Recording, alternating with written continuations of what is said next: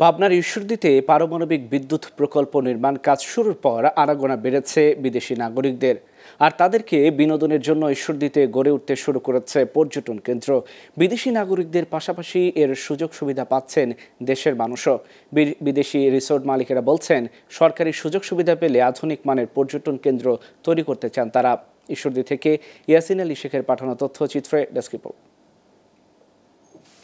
পাবনার ঈশ্বরদীতে পারমাণবিক বিদ্যুৎ কেন্দ্র ঘিরে বেড়েছে বিদেশিদের আনাগোনা। এই বিদেশি নাগরিকদের জন্য গড়ে উঠছে আধুনিক রিসোর্ট ও বিনোদন কেন্দ্র।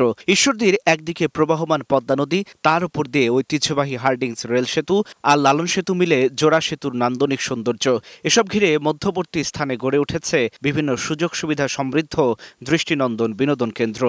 এখানে বহু জেলার থেকে এবং থানার থেকে, গ্রামগঞ্জের থেকে হাজার হাজার লক্ষ লক্ষ মানুষ এই প্রাকৃতিক উপভোগ করতে আসে। দেখার মতন অনেক ভালো কিছু হয়েছে, তার জন্য ঈদ উপলক্ষে হাজবেন্ড সন্তান নিয়ে এখানে বেড়াতে আসছি।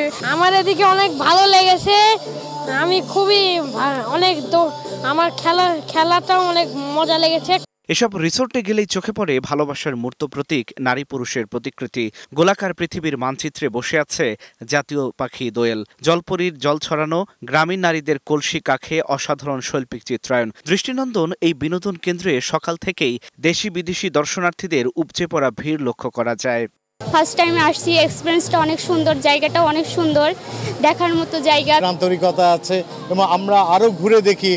আজকে আমরা এখানে একদিন অবস্থান করব, নাইট লাইফটা কেমন আছে এটাও দেখতে চাই। আমি রাজশাহীতে থাকি, তো আমার এসে অনেক ভালো লাগছে এর জন্যই যে স্বল্প পরিসরে আর এরকম একটা রিমোট জায়গাতে এত সুন্দর একটা পরিকল্পনা করেছে। রিসোর্ট মালিকদের দাবি, সরকারি সুযোগ সুবিধা পেলে রিসোর্টগুলো আরও আধুনিক করা সম্ভব। এতে আকৃষ্ট হবে বিদেশি পর্যটকরা। রুম সার্ভিসের মধ্যে যে ফ্যাসিলিটিগুলো, সেগুলোর আমরা উন্নয়ন করছি। এর পাশাপাশি আমরা এখানে বাস্কেটবল গ্রাউন্ড করা হয়েছে, যেটা রাশিয়ানরা প্রধানত করে, এবং রাশিয়ানদের কথা চিন্তা করে আমাদের এখানে বিশেষ করে সনা এবং স্টিম বাথ, এটা রাশিয়ানদের জন্য বিশেষ করে করা হতো। রাশিয়ানদের টাকা রাশিয়ানি জাতি দেব না, আমার দেশে কামাই করি, এই টাকাটা আমার দেশেই যাতে খরচা করতে পারে সেই ব্যবস্থা আমি করব। আমাকে যদি সরকার সহযোগিতা করে, আমি এইটাকে বাংলাদেশের শ্রেষ্ঠ রিসোর্ট হিসাবে বানাতে সক্ষম হব।